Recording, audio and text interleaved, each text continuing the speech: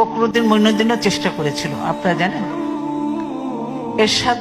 এরশাদ সেরকম করেনি, কিন্তু আমি এখানে সত্য কথা যেটা বলতে, এরশাদ এরকম করেনি। এরা যা করছে বা ফখরুদ্দিন মঈনুদ্দিনের সময় যে ফখরুদ্দিন মঈনুদ্দিন কি চেয়েছিল যে তারা বেশ কিছুদিন রাজত্ব করবে, অন্তত বছর 10 রাজত্ব করবে, তারপরেই হবে। হাসিনের সঙ্গে আন্ডারস্ট্যান্ডিং ছিল, একটা বড় দলের সঙ্গে তো ছিল, কিন্তু ওরা চেয়েছিল, আমাকে বলেছিল, তারেক রহমানকে বলেছে যে তারা দেশের বাইরে চলে যাক। সে বলছে যে আমি কিছু অন্যায় করিনি, আমি দেশের বাইরে যাব কেন? আমার দেশের বাইরে তো কিছু নাই, আমি বিদেশে যাব কেন?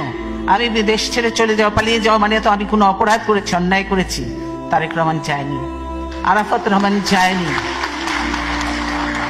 আরাফাত রহমান যায়নি। আমাকে বলেছে, আমাকে বহু চেষ্টা করেছে। আমি কি বলেছি আপনারা জানেন? আমি বলছি আমি যাব না, দেশের বাইরে আমার কোনো ঠিকানা নেই, এটাই হলো আমার ঠিকানা। এই দেশ, এই দেশের মাটি মানুষই আমার সবকিছু, কাজে আমি দেশের বাইরে যাব না। যার জন্যই আমি দেশের বাইরে যাইনি, তারা দেশের বাইরে যায়নি বলে আমার পরিবারকে এত সাফার করতে হলো। তারেক রহমান কি শারীরিক অবস্থা এসেছে আপনারা দেখেছেন।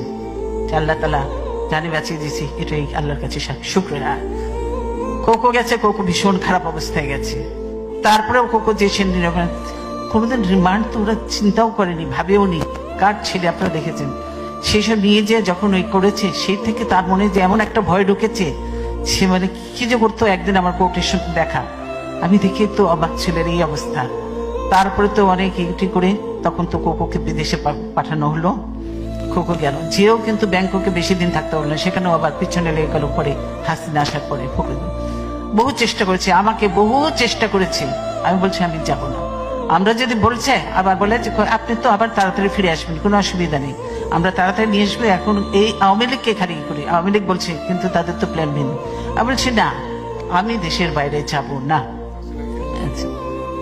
তোমার হাসিনা চলে গিয়েছিল দেশের বাইরে, তাকে বলেছিল, সে চলে গিয়েছিল, তাদের সঙ্গে তো আন্ডারস্ট্যান্ডিং।